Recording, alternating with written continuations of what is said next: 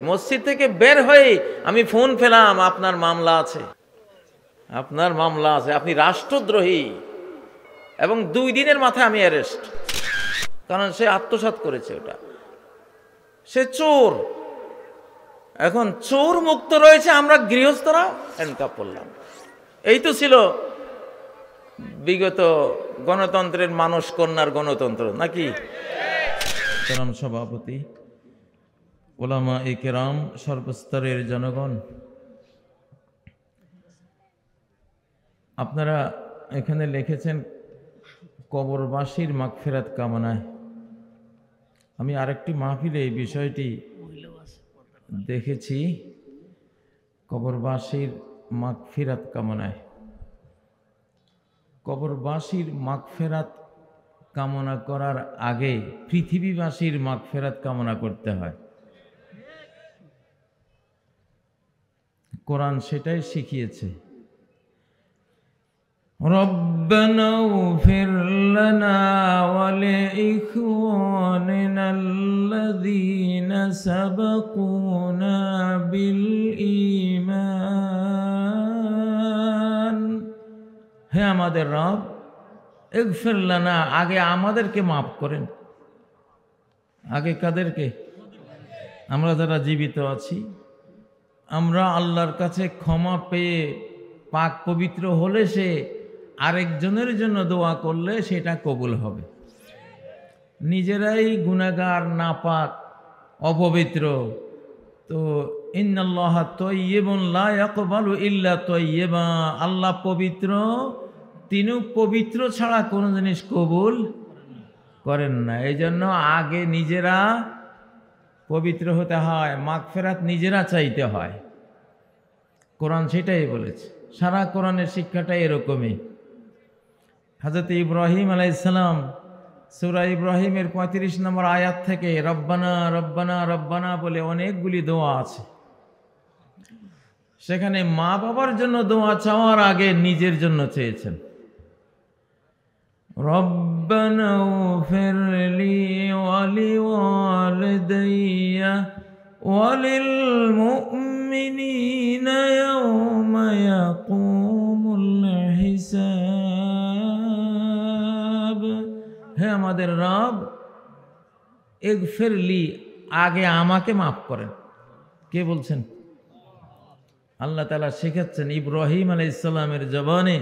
এই দোয়াটা সূরা ইব্রাহিমের মধ্যে রয়েছে, আগে আমাকে মাফ করেন, তারপরে ওয়ালি ওয়ালিদাইয়া, আমার মা বাবাকে মাফ করেন, তারপরে ওয়ালিল মুমিনিন, সব ঈমানদারকে মাফ করেন। সুবহানাল্লাহ। হযরত নূহ আলাইহিস সালাম, সূরা নূহের সর্বশেষ আয়াত, রব্বিগফির লি ওয়া লিওয়ালিদাইয়া ওয়া লিমান দাখালা বাইতিয়া মুমিনান ওয়া লিল মুমিনিন। হে রব, আগে আমাকে মাফ করেন, আর আমার মা বাবাকে তারপরে মাফ করেন, তারপরে যারা আমার ঘরে ঈমান নিয়ে ঢুকবে তাদেরকে মাফ করেন, চতুর্থ দফায় সকল মুমিন মুমিনাকে মাফ করে দেন। সিরিয়াল। জানাজার দোয়ার মধ্যে তৃতীয় তাকবীরের পরে আমাদের সমাজে যে দোয়াটা পড়া হয়, সেখানে কি আছে শুরুতে? আল্লাহুম্মা গফির লিহাইয়িনা, নাকি লিমাইয়িতিনা আগে? আল্লাহুম্মা গফির লিমাইয়িতিনা, এরকম কি? আল্লাহ আগে আমাদের জীবিতদেরকে মাফ করেন, তারপরে ওলে মাইয়িতিনা, মুর্দাদেরকে। তাহলে আগে জীবিতরা দোয়া চাইবে। বাংলাদেশ, স্বাধীন বাংলাদেশ, নতুন বাংলাদেশে সব কিছু নতুন করে ফেলবো ইনশাআল্লাহ। সব ভুল আমরা শুদ্ধ করে নেব ইনশাআল্লাহ। তাইলে আগামী বছর থেকে এটার শিরোনাম হবে করুণাপুর পূর্বপাড়া পৃথিবীবাসী এবং কবরবাসীর মাগফিরাত কামনা। আল্লাহু আকবার, লিল্লাহি তাকবীর। একটা অনন্তকালের সফর, সেখানে কাগজপত্রে ভুল থাকলে সমস্যা না? আমেরিকা যাবেন, সেখানে কাগজপত্র কত পরীক্ষা করেন, কত যাচাই বাছাই করেন, কত অফিসে দৌড়েন। এখন আমেরিকা দূরে না আখেরাত দূরে? অনন্তকালের সফর, নিজের বাড়ির সামনে কবর। আপনি আমেরিকা ইউরোপের খবর পান সেকেন্ডে, দেখি তো ওই কবরের খবরটা আনতে পারেন কিনা। এত কাছে থাকলেও অনন্ত অনন্ত অসীম দূরে, এত দূরে যে ওখানকার কোনো খবর পৃথিবীর কোনো যন্ত্র দিয়ে আনা আপনার পক্ষে সম্ভব না। তো সে অনন্ত লোকের সফরে আমরা যখন যাব, আমাদের কাগজপত্র ঠিক থাকা দরকার আছে না নাই? ও ভাইরা, এই যে কারখানায় কুদরত ইন্ডাস্ট্রি, এই ইন্ডাস্ট্রির মালিক কে? জোরে বলেন কে? আরো জোরে বলেন কে? আল্লাহ। এই ইন্ডাস্ট্রি, কারখানায় কুদরত মালিক কে?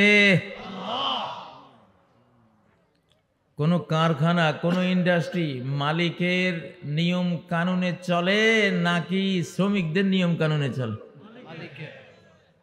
হ্যাঁ, ঠিক না? পৃথিবীবাসী অনেক ভুল করেছে বিগত 100-150 বছর হলো। 1924-এর পর থেকে অনেক ভুল করেছে বিশ্ববাসী, নিজেরা আইন কানুন বানিয়ে নিয়েছে। গৃহস্থের গরু, গৃহস্থের গরু, মালিকের গরু। গরুরা কি নিজেরা সংবিধান রচনা করবে না মালিকে দিবে? মালিকেই দিবে, ঠিক না? ইনিল হুকমু ইল্লা লিল্লাহ।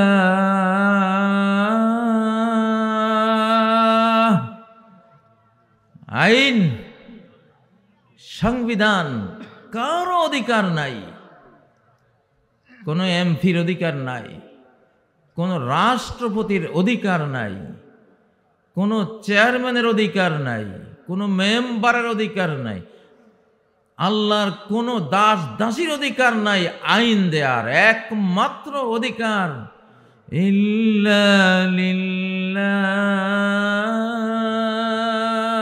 শুধু অধিকার কার? অধিকার কার? দাড়ি পাকে কার আইনি? একটা সংবিধান লেখো তো, বাংলাদেশের 2024-এর পর থেকে কারো দাড়ি উঠতেও পারবে না, আর উঠলে পাকতেও পারবে না। আইন করো। দাড়ি কইবে কি, ওরে গোলামের ঘরের গোলাম, তোর আইন আমি মানি? তোরে তোর পেশাবে মানে? হ্যাঁ, নাম দিয়েছে লর্ড, বায়াফার পরে অফিসে যায়। শিশুরা যেরকম বায়াফার পরে না ডায়াফার পরে, কি পরে এটারে কয়? ডায়াফার না, ডায়াফার পরে যায়। পেশাবে মানে না, কয় দূরে বেড়া, তোরে মানি কি করবো? হ্যাঁ, যারা খায় আর টয়লেটে যায় ওরা আইন দিতে পারে? ঈসা আলাইহিসসালাম আর মারিয়াম আলাইহিসসালামকে যখন পূজা করা শুরু করলো খ্রিস্টানরা, আল্লাহ কি বললেন? কানা ইয়াকুলানি তাআম।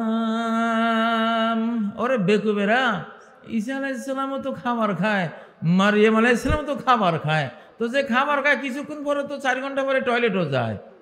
এরকম যারা, এরা কি পূজনীয় হইতে পারে? হ্যাঁ, নাকি বলে? একজনে কয়, আমারে চিনিস স্বামীকে? যারে বলছে সে বলে, হ্যাঁ চিনি। কি চিনিস? বলে, চিনি যে তুমি একসময় একটা নাপাক বিন্দু ছিলা, আর আরেক সময় তুমি একটা পচা লাশে পরিণত হবা, আর এই দুইয়ের মাঝখানে তুমি পেটে পায়খানা নিয়ে ঘোরাফেরা করো। ঠিক আছে? হাল আতা আলাল ইনসানি হিনুম মিনাদ দাহরি লাম ইয়াকুন শাইআম মাযকুরা। প্রত্যেকটা মানুষের জীবনে, মানুষের ইতিহাসে এমন একটা সময় চলে গেছে যে এই মানুষ যে একজন মানুষ, এটা যে জাইদ, এটা যে আমর, এটা যে কাজী, ওটা যে হাজি, এই নামটাই তো ছিল না। এই নামের কেউ আসবে আল্লাহ ছাড়া কেউ তো জানতোই না। উল্লেখযোগ্য কোনো জিনিস এসে সে ছিল না। আজকে আমার ইন্ডাস্ট্রিতে তুমি এসেছো আমার দাস দাসী স্লেভ হয়ে, এসে তুমি আইন দিতেছো, তোমার আইনে আমি চলবো। হ্যাঁ, মালিকের আইন দেয় ৭২ সংবিধান, ৭২ সংবিধান। ৪৭ দেশটা নিয়েছিল কোরআন দিয়ে চালাবে, তাই না?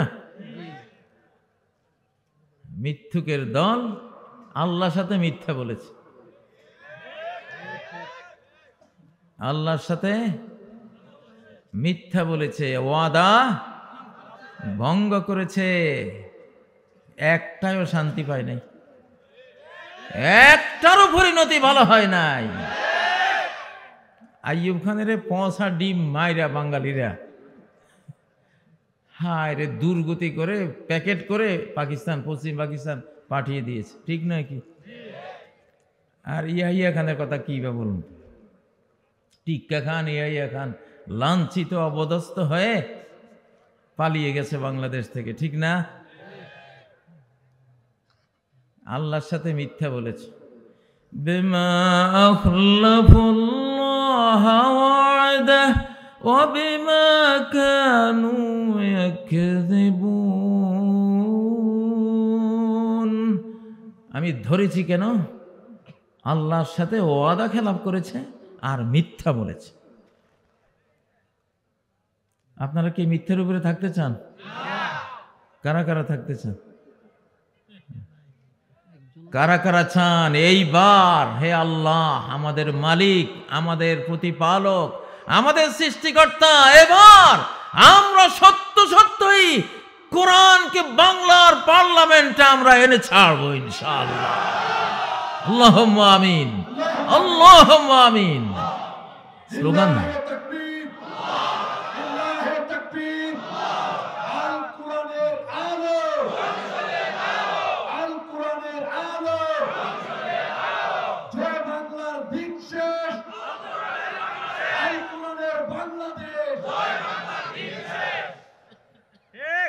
আল্লাহু আকবার। ও ভাইরা, চন্দ্র সূর্য উঠে কার সংবিধানে? পাল্টাও যে এখন থেকে আমরা বাংলাদেশের সংবিধান পাশ করে দিলাম, বাংলার আকাশে সূর্য এখন থেকে পশ্চিম থেকে উঠবে। পারবা? ক্ষমতা আছে? অথবা বলে আমরা এখন ৩৫০ এমপি, আমরা লর্ড হয়ে গেছি, আইনদাতা হয়ে গেছি, আমরা আইন পাশ করলাম, এই ৩৫০ এমপির কাছে মালাকুল মাউত আসার কোনো সুযোগ নাই। কি বলেন? হ্যাঁ,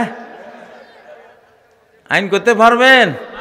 যদি না পারেন ভাই আইন করা বাদ দেন, আইন করা বাদ দেন, আইন মানেন। আপনি আইন মানতে এসেছেন পৃথিবীতে, বিধির আইন, বিধানদাতার আইন, যিনি হাকিম, যিনি হাকিম, যিনি হুকুমদাতা, আইনদাতা, তার বিধান মানতে পৃথিবীতে এসেছেন, ঠিক না?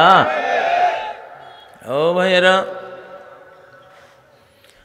আমি জেলখানায় ওয়াদা করেছি যে রাজনীতি সারা জীবন করিনি, 60 বছর বয়সে জেলে গিয়েছি, তখন জিদ করেছি জেল থেকে বেরিয়ে তোদেরকে রাজনীতি শেখাবো ইনশাআল্লাহ। এখন রাজনীতির মাসলা মাসাইল শিখাই, রাজনীতি কেমনে করতে হবে। ফালাম্মা ফাসালা তালুতু বিল জুনুদি قال إن الله مبتليكم بنهر। তালুতকে আল্লাহ রাজত্ব দিয়েছিলেন, রাজা বানিয়েছিলেন। তালুত জালুতের বিরুদ্ধে যুদ্ধে যাচ্ছে, যুদ্ধ পরিস্থিতি ছিল। এটা ফিলিস্তিনের তালুত জালুতের ঘটনা। ফিলিস্তিনে যেমন এখন যুদ্ধ চলছে, সারা বিশ্ব এখন যুদ্ধ পরিস্থিতিতে আছে। আমাদের বাংলাদেশও যুদ্ধ পরিস্থিতিতে আছে, আছে কিনা? বাংলাদেশের প্রকৃত খবর কি জানতে চান? একবারে আসল খবরটা, একেবারে আসমান থেকে ভেরিফাইড খবরটা জানতে চান? তাহলে আমি দেখতে পাচ্ছি বাংলাদেশকে কোথাও বসে বাংলাদেশের দুশ্মনরা 3 টুকরা করে রেখেছে। কয় টুকরা? শুধু সুযোগের সন্ধানে আছে, সময়ের প্রতীক্ষায় আছে। এই দেশটাকে 3 টুকরা অলরেডি করে রেখেছে তারা। প্রত্যেকটা মুসলিম কান্ট্রিকে 3-4 টুকরা করে নতুন মানচিত্র আঁকা হয়েছে। সিরিয়াকে কয়েক টুকরায় ভাগ করে দিয়েছিল। এক যুগের যুদ্ধ শেষে মাত্র তারা মুক্তির স্বাদ পেতে শুরু করেছে। লিবিয়াকে 2 টুকরা করে দিয়েছে। ইরাককে 3 টুকরা, মনে হয় কতগুলো টুকরা করে দিয়েছে। এইভাবে বাংলাদেশকেও 3 টুকরার মানচিত্র রেডি আছে অলরেডি। একটা হলো পার্বত্য চট্টগ্রাম, আরাকান, মিজোরাম, মনিরাম নিয়ে উপরে খ্রিস্টান রাষ্ট্র যোগাম, ভেতরে আরেকটা ইহুদি রাষ্ট্র। কারণ ওরা জানে মধ্যপ্রাচ্যের ওই রাষ্ট্রটি ভেঙে যাবে, ওদেরকে স্থান দেবে কোথায়? পৃথিবীর কোনো জাতি ওদের স্থান দেবে না। এখন এনে বাংলাদেশের মাথার উপরে ফেলবে। বুঝেছেন? ও ভাইয়েরা, একেবারে ভেরিফাইড খবরটা বলছি। এই জন্যই যত একটা নড়বড়ে সরকার, ওরা চায় যাতে করে একটা হুঙ্কার দিয়ে ওই টুকরা কেড়ে নিতে পারে। আমি শুরু থেকে চিৎকার দিয়েছিলাম সরকার আরো মজবুত করা উচিত, কিন্তু সাম্রাজ্যবাদী আধিপত্যবাদীদের বি টিম কাজ করছে দেশে। শক্তিশালী একটা লবি দেশে কাজ করতেছে। আমাদের ছাত্ররা একটা প্রোক্লেমেশন ঘোষণাপত্র দিতে পারল না। পেরেছে? পারে নাই। সুতার টানে ওটা হারিয়ে গেছে। এগুলি বুঝতে হবে। ও ভাইয়েরা, এইগুলো 1 টুকরা। আরেক টুকরা হলো চিকেন নেকের পাশে, রংপুর, দিনাজপুর, রাজশাহী, ওই অঞ্চলটা আরেক টুকরা। এই জন্য ইসকনের আন্দোলন, এই জন্য সংখ্যালঘু নাম দিয়ে মিথ্যাচারে একেবারে পার্শ্ববর্তী রাষ্ট্রটা বিশ্বের মধ্যে ফার্স্ট হয়েছে। এই ভুয়া সংবাদ, মিথ্যা সংবাদ বাংলাদেশ নিয়ে প্রোপাগান্ডায়, ঠিক নয় কি? এখন আমি কিন্তু এই 3য় স্বাধীনতার প্রথম বন্দী আমি নিজে, প্রথম বন্দী আমি। 2021 সালে আমি যখন খুতবা দিয়েছিলাম, স্বাধীন, সমৃদ্ধ, নিরাপদ বাংলাদেশ চাই। কেন স্বাধীন, সমৃদ্ধ, নিরাপদ বাংলাদেশ চাইলাম? তারা চায় পরাধীন বাংলাদেশ, কলোনি বাংলাদেশ এবং দুর্বল বাংলাদেশ। আর আমি চাইলাম আমার মসজিদের খুতবা 2021 সালের 24 সেপ্টেম্বর, স্বাধীন, সমৃদ্ধ, নিরাপদ বাংলাদেশ চাই। মসজিদ থেকে বের হয়ে আমি ফোন পেলাম, আপনার মামলা আছে, আপনার মামলা আছে, আপনি রাষ্ট্রদ্রোহী। এই বাংলাদেশ এটা তোমার না, এটা আমাদের। তুমি এই দেশ স্বাধীন করতে চেয়েছো, তোমার তো খবর আছে। এবং 2 দিনের মাথায় আমি অ্যারেস্ট। কথা বুঝেছেন? ইতিহাস তো জানতে হবে আপনাদের। আমি একমাত্র স্বাধীনতার কথা বলে বন্দী হয়েছি, আর কিচ্ছু না। আর বাকি ও হাবি জাবি ওগুলো আমাকে অ্যারেস্ট করে নিয়ে ডিবি অফিসে খুঁজতেছে যে এখন যদি বলা হয় যে উনি স্বাধীন কেন চেয়েছেন, এই জন্য মামলা দিলাম, তাহলে তো ওদের হাড্ডি ভেঙে ফেলবে জনগণ। ওটা তো বলতে পারে না। এই জন্য ওইটাকে ঢেকে ওই করোনা মরনা হাবি জাবি কতগুলো এনে আমাকে গ্রেপ্তার দেখিয়েছে। ওই প্রতারণা করেছি, কার নাকি টাকা খেয়ে ফেলছি। ও টাকা খেলো আমাদের, আদালত রায় দিয়েছে। আমি আমার যে স্কুলে বড়জ ইন্টারন্যাশনাল স্কুল, সেই স্কুলের একটা শাখা নিয়েছিল রানা নামে একজন, আদালত রায় দিয়েছে আমরা তার কাছে ৭৪ লক্ষ টাকা, সম্ভবত ৭৪ লক্ষ টাকা আমরা পাও না, কারণ সে আত্মসাৎ করেছে, ওটা সে চোর। এখন চোর মুক্ত রয়েছে, আমরা গৃহস্থরা হ্যান্ডকাপ করলাম। এই তো ছিল বিগত গণতন্ত্রের মানুষ কন্যার গণতন্ত্র নাকি? ইনসাফ, হ্যাঁ হ্যাঁ, ফ্যাসিবাদের গণতন্ত্র। ও ভাইয়েরা, তো একেবারে আপনাদেরকে একবারে ভেরিফাইড সংবাদটা দিলাম। দেশটাকে কোথাও বসে ছক একে ৩ টুকরা করার সিদ্ধান্ত করে রাখা হয়েছে। বাঁচার উপায় একটাই, একেবারে সীসা ঢালা প্রাচীরের মতো ঐক্যবদ্ধ থাকা আমাদেরকে। ঐক্যবদ্ধ, ইউনাইটেড বাংলাদেশ, ঐক্যবদ্ধ বাংলাদেশ, ঠিক নয় কি? এখন সরকার জনগণ চালায়, আলহামদুলিল্লাহ। আমরা ডক্টর ইউনূস সাহেবকে বিশ্বাস করি, জেনারেল ওয়াকরুজ্জামান ওনাকেও বিশ্বাস করি, আরও একদল আছে আল্লাহওয়ালা সৎ লোক প্রশাসনে, কিন্তু বৃহত্তর ভিতরে আছে এখনো মির্জাফর, মুনাফিক। ও ভাইয়েরা, তো রাজনীতি শিখেন। ওই যে তালুতের ইতিহাসটা সূরা বাকারা থেকে আনছি। তালুত বলল কি, ইন্নাল্লাহা মুবতালিকুম বিনাহার, হে আমার